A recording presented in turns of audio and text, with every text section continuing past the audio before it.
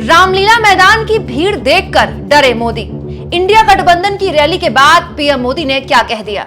दोस्तों, ये तस्वीरें दिल्ली के रामलीला मैदान की हैं। वो रामलीला मैदान जो देश के कई बड़ी रैलियों, कई बड़ी जनसभाओं का गवाह रहा, वहां आज ये भीड़ बताती है कि विपक्ष ने जो हुंकार पीएम मोदी के खिलाफ, मोदी सरकार के खिलाफ भरी है, उसमें कितना दम है। तमाम विपक्षी दल, चाहे वो आम आदमी पार्टी हो, चाहे वो कांग्रेस हो, चाहे वो पीडीपी हो, चाहे वो एनसीपी हो, चाहे वो तेजस्वी यादव हो, चाहे वो अखिलेश यादव हो, आज यहां पर जुट रहे हैं। न केवल जुट रहे हैं बल्कि अपनी एकजुटता दिखा रहे हैं। ये संदेश साफ दे रहे हैं कि जो लगातार नैरेटिव बनाया जाता है कि विपक्ष टूटा हुआ है, बिखरा हुआ है, अरविंद केजरीवाल की गिरफ्तारी ने उस टूटे हुए विपक्ष को, बिखरे हुए विपक्ष को एकजुट कर दिया है।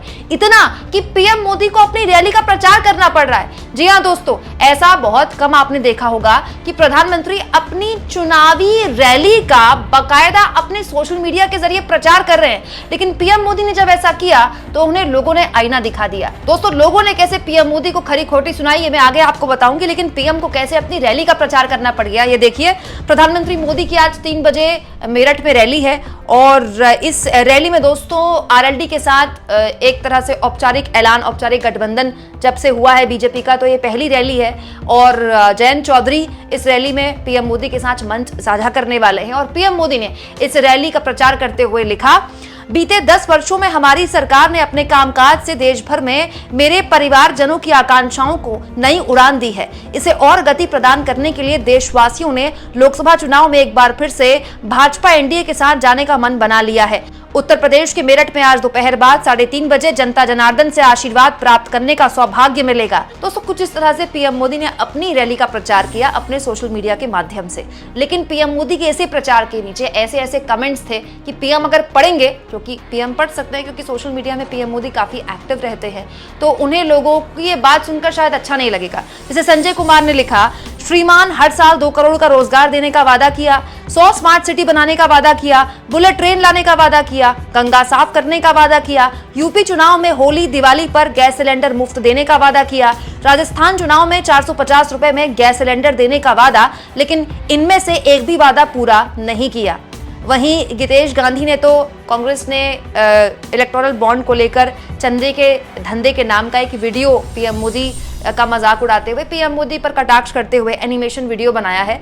देखिए, कुछ इस तरह से गितेश गांधी ने ये एनिमेशन वीडियो जारी किया और दोस्तों ये एनिमेशन वीडियो सोशल मीडिया में काफी पसंद भी किया जा रहा है। बहुत सारे लोग जो कि मोदी सरकार के खिलाफ आवाज उठाते हैं, उन्होंने सोशल मीडिया में ये एनिमेशन वीडियो शेयर भी किया है। इसके अलावा राघवेंद्र यादव ने लिखा, 10 साल में देश को बर्बाद करने में कोई कसर नहीं छोड़े हैं मोदी जी। ये सब लोग पीएम मोदी के कमेंट बॉक्स में उनको जवाब दे रहे हैं। प्रणव भारद्वाज लिखते हैं, मोदी जी का परिवारजन अजीत पवार, छगन भुजबल, शुभेंदु अधिकारी, बेलारी रेड्डी बंधु, नवीन जिंदल, हेमंत बिस्वा शर्मा, नारायण राणे, अशोक चव्हाण, मुकुल रॉय, ओपी राजभर और उसका विधायक अब्बास अंसारी। वहीं शिवराज यादव ने भी बीते 10 सालों में वो वॉशिंग मशीन जिसमें तमाम दागी पीएम मोदी और बीजेपी का हाथ थामकर क्लीन हो गए, उनका नाम यहाँ पर देखिए। नारायण राणे जिन पर पहले आरोप थे कि 300 करोड़ की मनी लॉन्ड्रिंग का केस है, उन पे बीजेपी में शामिल हुए तो केस खत्म हो गए। शुभेंदु अधिकारी, जिन पर बीजेपी आरोप लगाती थी शारदा घोटाले को लेकर, आज शुभेंदु अधिकारी बीजेपी के बड़े नेता है पश्चिम बंगाल में और केस का क्या हुआ आप जानते ही है।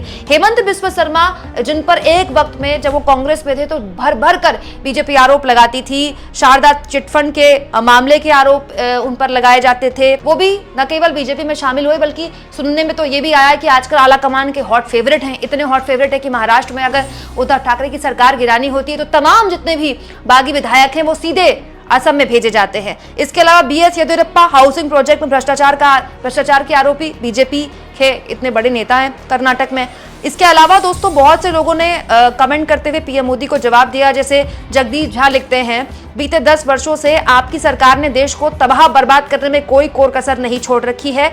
यूं कहें तो ज्यादा उपयुक्त होगा कि आपके नेतृत्व में देश का सर्वांगीण विनाश हुआ है। विकास तो केवल आपके मित्रों का हुआ है। खैर, जनता तैयार है भाजपा को सबक सिखाने के लिए। दोस्तों, अमूमन सोशल मीडिया में इस तरह का ट्रेंड आज से पहले बहुत कम देखने को मिलता था। पीएम मोदी के कमेंट बॉक्स में कोई भी अगर वो अपने पार्टी के प्रचार के लिए बात कहें या अपने प्रचार के लिए बात कहें, इस तरह के कमेंट्स कम देखने को मिलते थे। लेकिन सोशल मीडिया के बदलते ट्रेंड की वजह से आप देखिए कि न केवल बीजेपी के खिलाफ लोग खुलकर अब सोशल मीडिया में लिख रहे हैं, बल्कि बीजेपी के सबसे बड़े स्टार प्रचारक, मतलब बीजेपी का सबसे बड़ा चेहरा, इकलौता सबसे बड़ा चेहरा पीएम मोदी के कमेंट बॉक्स में पीएम मोदी का नाम लिखकर लोग इस तरह से पीएम मोदी को सुना रहे हैं। और उससे भी हैरान करने वाली बात है कि एक तरफ रामलीला मैदान में इंडिया गठबंधन जबरदस्त तरीके से हुंकार भर रहा है और इंडिया गठबंधन ने पहले ही कह दिया था कि वो अरविंद केजरीवाल की गिरफ्तारी के बाद एकजुटता के साथ रामलीला मैदान में इकट्ठा होगा।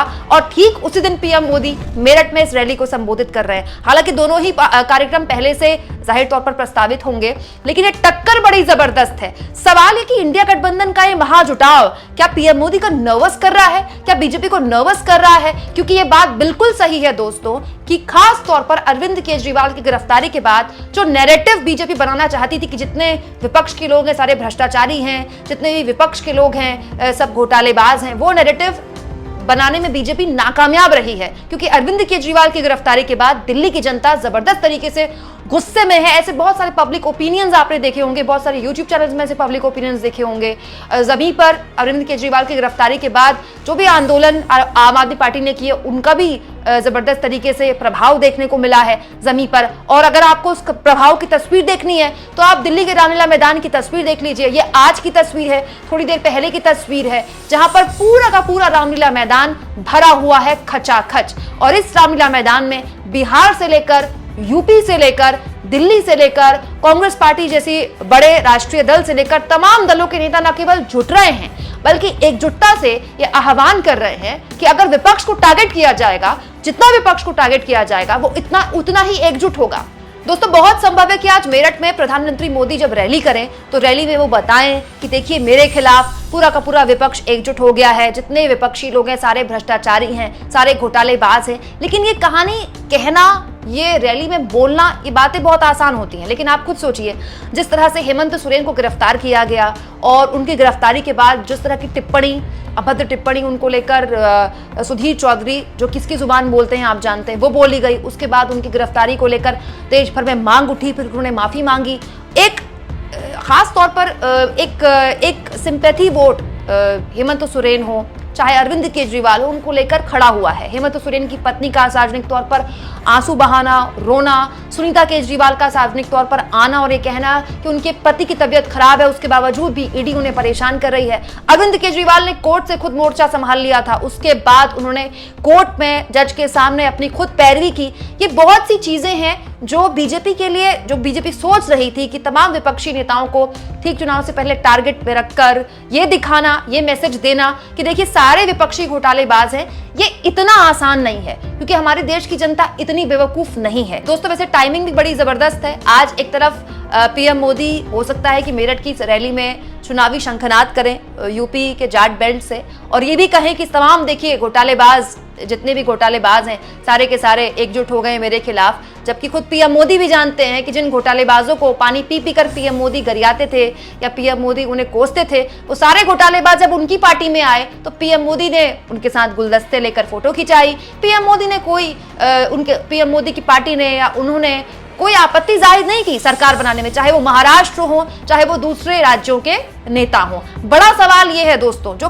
पीएम मोदी से अब लोग खुलकर सोशल मीडिया के जरिए पूछ रहे हैं, क्योंकि इसके अलावा ओपन प्रेस कॉन्फ्रेंस तो पीएम मोदी करते नहीं है कि हमारे जैसे पत्रकार पूछ लें। लेकिन बड़ा सवाल यह है कि ये जो नैरेटिव पीएम मोदी या बीजेपी बिल्ड करने की कोशिश कर रही थी कि सारे घोटालेबाज एक तरफ और पीएम मोदी एक तरफ, वो नैरेटिव क्या कमजोर पड़ा है बीजेपी के लिए? क्योंकि बीजेपी को अब इस बात का भी जवाब देना होगा कि वो तमाम घोटालेबाज जो वॉशिंग मशीन में बीजेपी की धुलकर बीजेपी में शामिल होते हैं, उनके घोटाले बीजेपी भूल जाती है क्या?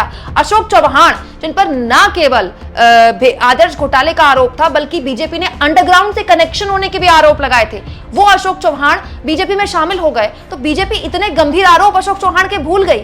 आप इस मुद्दे पर क्या सोचते हैं दोस्तों? आज जिस तरह से इंडिया गठबंधन का महाजुटान रामलीला मैदान में हो रहा है और दूसरी तरफ पीएम मोदी को अपने मेरठ की रैली का प्रचार भी खुद करना पड़ रहा है, और उस प्रचार में कमेंट बॉक्स में लोग उनके बीजेपी के घोटालेबाजों को याद दिलाते हैं, इस पर आपको क्या लगता है? क्या वो नैरेटिव जो बीजेपी बिल्ड करने की कोशिश कर रही थी उसमें वो सफल रही है?